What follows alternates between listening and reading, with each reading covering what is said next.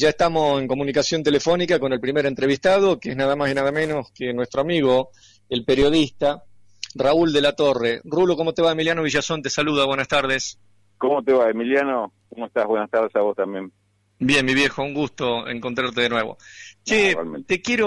gracias, te quiero hacer la primera pregunta y está relacionada con algo que nosotros venimos advirtiendo, inclusive lo hemos charlado con vos en alguna oportunidad, que es el crecimiento de las agrupaciones políticas de tinte fascista, autoritario, o sea, el avance que está teniendo la ultraderecha en el mundo. Por ejemplo, en España, el músico catalán de rap, Pablo Hasél, está detenido y ha sido condenado a 9 meses de cárcel. ¿Cuál es tu opinión respecto a esto y qué significa la presencia en el Parlamento catalán con 9 parlamentarios de esa agrupación de ultraderecha denominada Vox?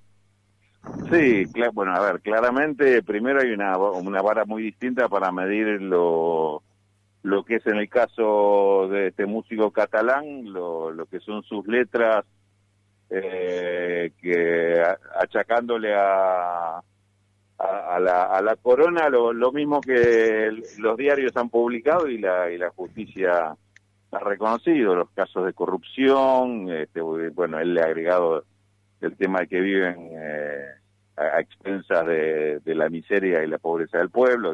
Creo que es una manifestación política lo que hace Pablo Hasél con sus letras, y por eso es condenado. Y mientras tanto conocemos de este grupo Vox, que es un grupo nazifascista que por lo menos parte de sus componentes se asumen como tales, tienen un discurso de odio y parte de su campaña que hicieron en Cataluña, con la cual han conseguido estas bancas, ha sido inculpar a las personas de origen musulmán o de origen judío, ser responsables de todos los delitos de los que sufre la población, es decir, primero los ponen por afuera de la población, ¿no? por el hecho de ser inmigrantes, y por otro lado por cuestiones religiosas ya los acusa de ser los culpables o los responsables de los delitos, de la delincuencia, de los vicios y demás. Me parece que estamos viviendo una etapa muy complicada, muy difícil, y esto, lo de España es el emergente, como vos decías, de lo que está pasando en otras partes del mundo, donde estas expresiones políticas que suelen presentarse como si fueran antisistema, como si fuera una respuesta de desprecio a la política tradicional, consiguen cierta adhesión de la población, no por identificación ideológica, sino porque como una especie de manifestación de rechazo a lo otro, a la política tradicional. Es muy peligroso esto, muy peligroso, pero el hecho que estamos mencionando del accionar de la justicia contra un rapero por sus letras, también te pone manifiesto que toda esa estructura institucional, en este caso la justicia, castiga otras cosas y no mira o hace la vista gorda con respecto a estas otras que son manifestaciones de odio, pero muy claras, muy explícitas, ¿no? La historia de la humanidad persigue siempre un movimiento cíclico, más que pendular, y en esos ciclos nosotros no debemos olvidar que así surgió, por ejemplo, el movimiento fascista de Mussolini, surgió también Adolf Hitler en Alemania, Franco en España, o sea, con este tipo de episodios que pueden llegar a resultar para algún desprevenido episodios independientes, separados, después pueden llegar a cobrar una efervescencia que termina inclusive en una guerra mundial, que de acuerdo a lo que hemos analizado en este programa, no estamos tan lejos, ¿no te parece? No, sí, totalmente, Emiliano. Fíjate vos que lo que te decía, que te marcaba, y me parece que acá este es el punto a analizar. Esto surge como expresiones de supuestamente descontento o de expresiones antisistema contra los partidos tradicionales. Claro, estamos en una época de crisis de representatividad y los partidos políticos me parece que son parte de esa crisis, indudablemente, pero estas no son soluciones desde afuera de la política, son parte de la política, pero desde un sector muy complicado, que son estos sectores de ultraderecha, sectores que hacen del desprecio sus banderas y demás.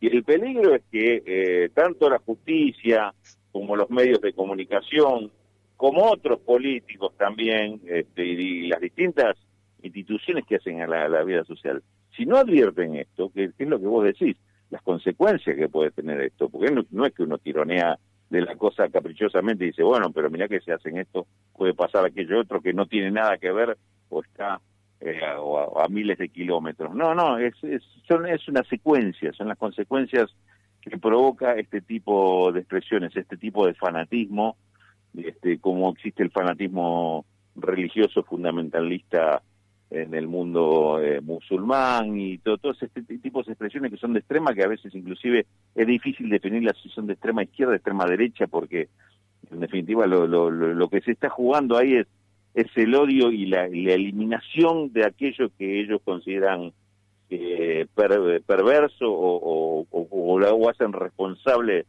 de todos los males. Y bueno, repito, este discurso en sociedades que no están muy concientizadas de esto, penetra muy fácilmente. Y esto me parece que es el punto a tener mucho cuidado. No le da, yo insisto en que no les da legitimidad a estos sectores el hecho de tener votos. Me parece que esto requiere un análisis mucho más profundo, más serio, y por lo tanto generar esa conciencia de lo que significan este fenómeno que se está dando en todo el mundo y también se da en nuestros países, porque Bolsonaro en Brasil también se aprovecha de esto y echa mano. Algunas expresiones políticas en Argentina lamentablemente también empiezan a aprovecharse de ese tipo de cosas. Entonces, esto creo que me parece que es una gran advertencia para todos y hay que estar muy atento al respecto. Y precisamente de eso te quería hablar.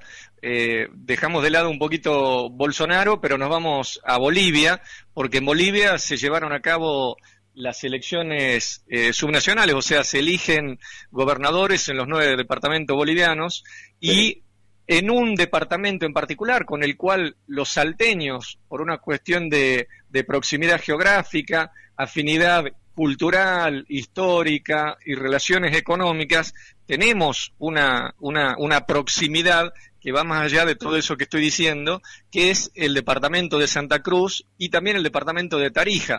En el departamento de Santa Cruz ganó el Macho Camacho. Y eso, desde tu punto de vista, ¿es algo inesperado o está dentro de lo que uno podía imaginar que podía resultar de estas elecciones?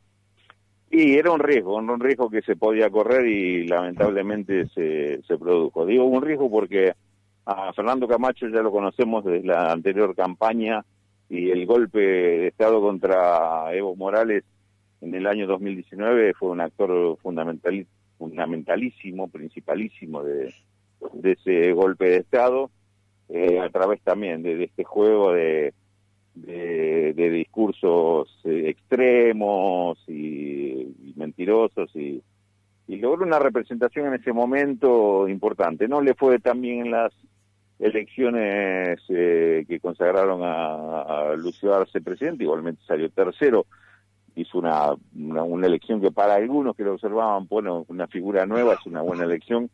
Yo creo que hay que analizarlo de otro lugar, no como figura nueva, sino como estas expresiones de extrema derecha. Y bueno, y ahora esto nos está dando la muestra que por lo menos localmente sigue siendo un personaje fuerte, un personaje de mucho cuidado. Pero entra, me parece, dentro de esto que estamos diciendo, de que no hay que aceptar la legitimidad de este tipo de expresiones simplemente o solo porque tengan votos. Me parece que esto hay que analizarlo un poquito más allá de donde llega, ¿no? Bien. Otro tema que me gustaría charlar con vos es el grado de corresponsabilidad, o a mí me gusta decir complicidad delictiva, que tuvo el FMI, el directorio del FMI, al otorgarle el último crédito de 44.000 millones de dólares en 2018 a Mauricio Macri. Y la pregunta concreta es, ¿crees que puede llegar a haber alguna posibilidad de sanción efectiva a esos directivos, o tal vez haber colocado ante el conocimiento público, como hizo Alberto Fernández, inclusive haber instruido al Banco Central para que investigue, puede llegar a ser utilizado como Argentina en la próxima renegociación, tal vez en búsqueda de una quita o algo así? Sí, a ver, yo creo que está abierta una instancia distintas instancias inclusive, que da posibilidad de avanzar en todos esos planos. Es cierto, en lo inmediato el solo hecho de ponerlo como un tema público y haber tenido esta expresión de parte del presidente de la Nación, me parece que mejora la situación argentina en la negociación, mejora la condición porque está planteando una responsabilidad directa a partir de una serie de irregularidades que han puesto al país frente a este crédito impagable. Después hay varias instancias de investigación que a mí me parece que son todas interesantes y ojalá avancen todas. Una es la querella criminal contra funcionarios argentinos que se han incumplido una serie de procedimientos legales y administrativos que no se llevaron a cabo, que habla de la forma arbitraria en la que se firmó este crédito y en forma absolutamente apresurada. Esto tiene que ver con la desesperación que tenía el gobierno en ese momento para no hundirse financieramente como le empezaba a ocurrir. Y financiar la campaña. Y financiar la campaña, además, a partir de abril, mayo de 2018, y la corresponsabilidad, como preguntabas, de funcionarios del Fondo Monetario Internacional que también han incumplido sus obligaciones. Este crédito jamás debió ser otorgado y Argentina no estaba en condiciones como país miembro de recibir la magnitud del crédito que recibió. Cuanto mucho le hubieran correspondido y cumpliendo determinadas condiciones, la mitad de lo que recibió, 22.000 millones de dólares, y que es apenas el 35 o el 40% de todo lo que le otorgaron, aunque no lo terminó de recibir, que fueron 57.000 millones de dólares, es decir, 22.000 contra 57.000.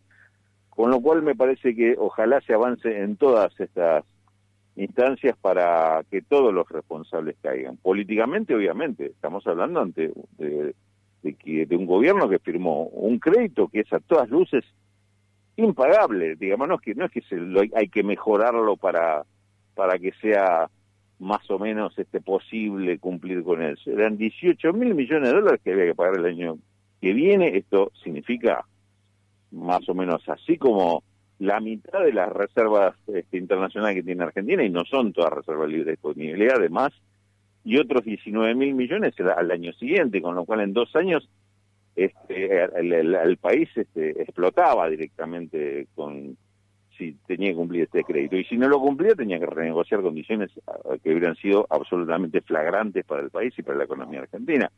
En eso hay una responsabilidad política muy grande, y me parece que todo esto se empieza a revisar y está muy bien que así se haga, porque todo esto también hace a ver cómo negociamos un crédito que, si se acordara en pagarlo en 10 años, sería muy gravoso para el país igual.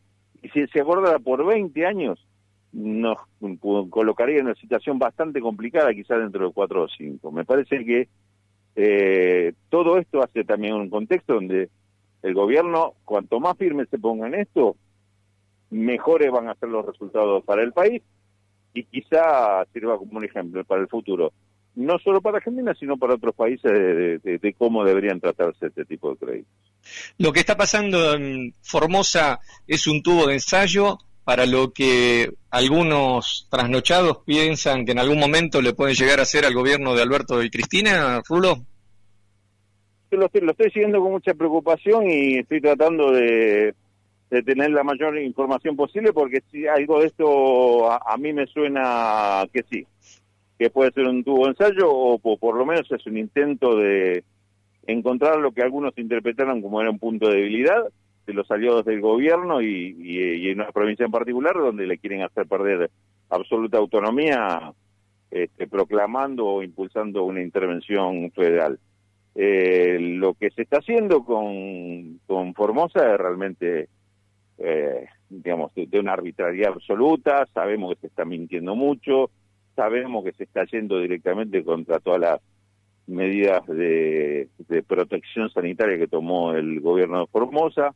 Se aprovechan también de una mala respuesta de todo el gobierno con la represión de la marcha del otro día, una mala gestión de la marcha opositora, porque en realidad no era una marcha tan numerosa y se respondió excesivamente, pero lo que políticamente se está impulsando y desde afuera de la provincia es justamente, podemos llamarlo, o tuvo ensayo o un intento de romper ese equilibrio político que está intentando el gobierno nacional en cada uno de los puntos del país.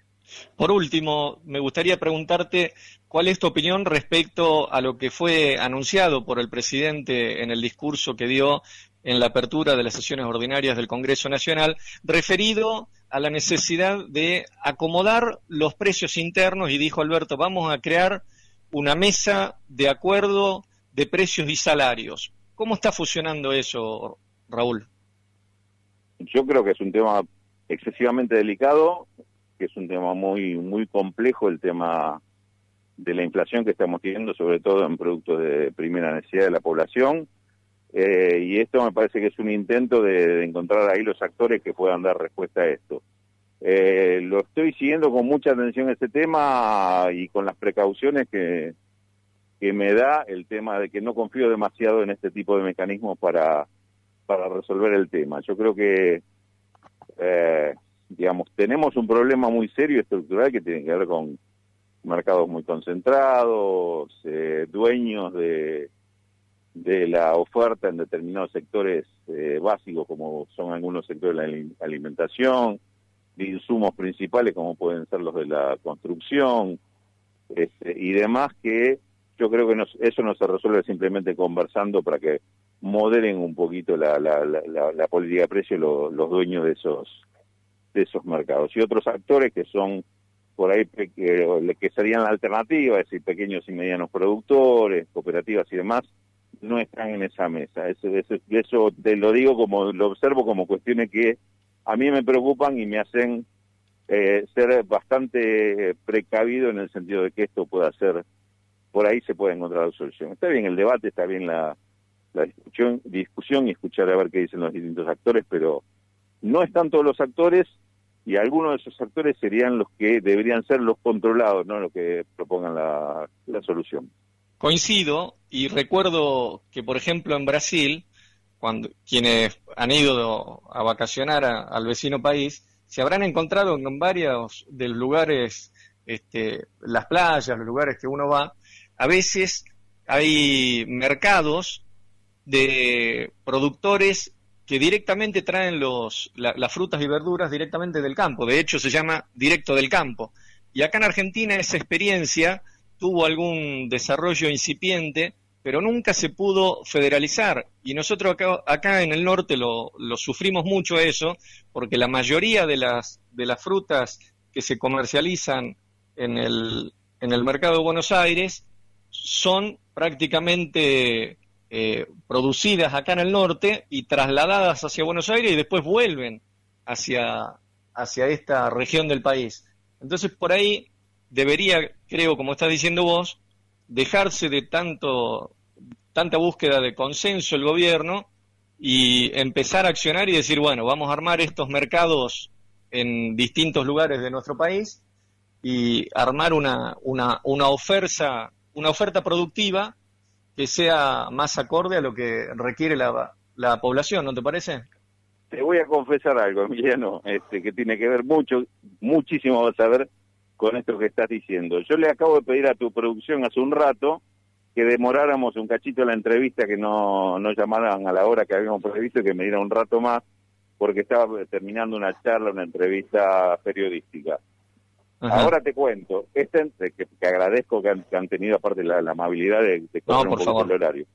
Esta entrevista tenía que ver justamente con este tema que estabas planteando. Me estaban contando la experiencia de Brasil, lo que están tratando de trabajar en Argentina desde algún sector cercano al gobierno para proponerle algún mecanismo así, un régimen así. Y uno de los puntos, simplemente para no hacerlo muy larga, te explico. Uno de los puntos que me contaban, me demostraban, es que no tiene sentido, inclusive, que para los planes sociales se sigan haciendo las megacompras inclusive a las empresas dominantes, centrales, desde, por ejemplo, el Ministerio de Desarrollo Social de la Nación, que hace las compras, esas megas compras, y después las envía al interior del país. Esto tiene que ser una provisión local. Claro. Porque estamos hablando de Salta, por ejemplo. ¿Por qué Salta tiene que esperar, por ejemplo, para ayudar a su población más vulnerable, que el Ministerio de Desarrollo Social de la Nación le compre a las grandes empresas, que por otra parte sabemos que el tema precios no funciona muy transparentemente, paga a veces inclusive con sobreprecios, no por delito o porque alguien está haciendo negociado, sino del lado del Estado, sino porque se abusan los contratistas, y después esa empresaria tiene que recorrer los miles de kilómetros para llegar al punto donde se aplica la ayuda. ¿Y por qué no dar los recursos, hacer algún tipo de mecanismo de seguimiento, de control, para que algún organismo público de la provincia o del municipio sea quien directamente compre y resuelva? Y mejor todavía, si es producción de la zona y le da trabajo a la zona, estamos dando una doble solución al tema. Digamos, ese tipo de cosas son las que se aplicaron en su momento en Brasil, durante el gobierno Lula más concretamente, y dieron, la verdad, que excelente resultado. Y esto fue un mecanismo que lo que hacía el gobierno central, el gobierno federal en ese caso, era administrar eso y ir supervisando y, digamos, colaborando con cada una de las regiones para que pudieran poner en práctica esto. No hacía todo el trabajo para después llegar con la bolsa de alimentos a la familia que lo necesitaba. Me parece que estas son las cosas que hay que pensar, arriesgar un poquito más, buscar otro tipo de soluciones un poquito más creativas y que piense en 2 o 3 aspectos a la vez. Es decir, que llegue la ayuda, que el alimento se abarate, que haya más producción en cada una de las regiones del país, y que el Estado esté para controlar que esto funcione y regular para que nadie se abuse. Raúl de la Torre, te mando un abrazo y te agradezco que nos hayas concedido una nueva entrevista. No, por favor, es un placer como siempre hablar con ustedes. Igualmente, te chao. mando un abrazo. Chao.